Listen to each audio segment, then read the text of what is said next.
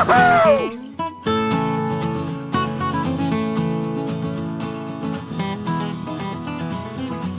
right, so you've got your sourdough starter. You want to bake bread.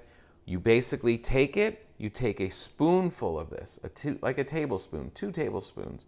You put it in your little container, and then that is your base. That's your little active yeast. Then you add 100 grams of flour and 100 grams of water. Again, equal parts. What you're doing is feeding that yeast. That yeast is in there. It wants to bake bread, but it needs to be bigger. It needs to be active. You're going to need about 200 grams of it. So you start feeding it. Mix it all together and let it become active. If you really want it light and bubbly and ready to go, and it's like all frantic and it's eating and farting and really going crazy, and then it's really active, that's what you want to add to your flour, because it's going to be alive and it's going to rise, and it's going to make really good bread, and the flavors of it are going to be stronger. I can't really take you through this. You got to kind of do it on your own.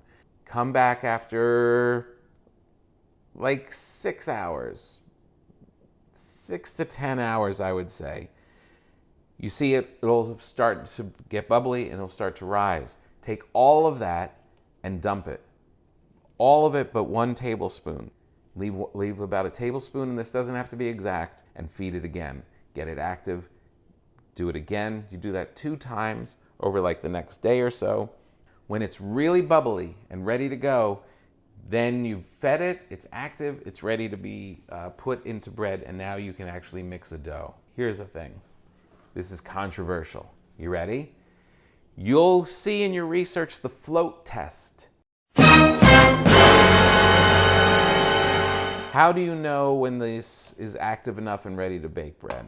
Everybody says, not everybody, but a lot of places say you have to take some water, take a little bit of the sourdough, put it in the water, and see if it floats. If it floats, then it's light enough and it's ready to bake bread. That is true, but you will find that sometimes it sinks. Sometimes it's a little heavy, but it looks so active in the bowl, but it's not floating. And then you do it for another day, and now you're 100 years old and you haven't made bread, because it doesn't have to really float, is what I found. You really don't. If it looks really active and you've fed it for a day, you can bake bread with it. It's going to be enough. And look, you're not running a bakery. It's so sensitive that you got to hit it at the exact right moment for it to float. It's not going to float all the time. So just get it really active and go for it. I know there's going to be bread snobs. They're going to be like, no, that's the only way you do it. It's not the only way you do it. You're fine. Okay, so we've got starter that we know is active. It may or may not float. You want to test it? You want to see if it floats? Let's see. Here's this is a way that I kind of figure it out. I always know if it's really peak, it's getting all bubbly, you kind of like just slam it a little bit on there. If it really sinks, I've missed the moment. If I hit it and it's still bubbly and doesn't collapse, that's really prime time. Can you get away with it if it comes down? Yes, you can. But that's kind of a peak moment. All right, so I take a little bit of this goo. I put a little of it. Look how sticky it is. Oh, jeez. Oh, no. Yeah, that's sinking. That strand is kind of hanging on. Yeah, these are sinking. Now, these are sinking because, I'll be honest with you, I started mixing this earlier in the day. And because when we're shooting and stuff, it's still around, it's healthy and stuff, it can make bread. We can definitely make bread, but when I put it into the other stuff, it was more active. So see how it's kind of floating?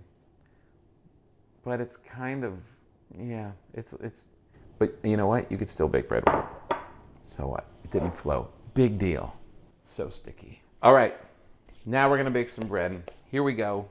Your starter's already set. It's over there. La-di-da. Here we go with the Big Mama. Set your scale. This is big. You're going to actually bake some bread. How excited are you?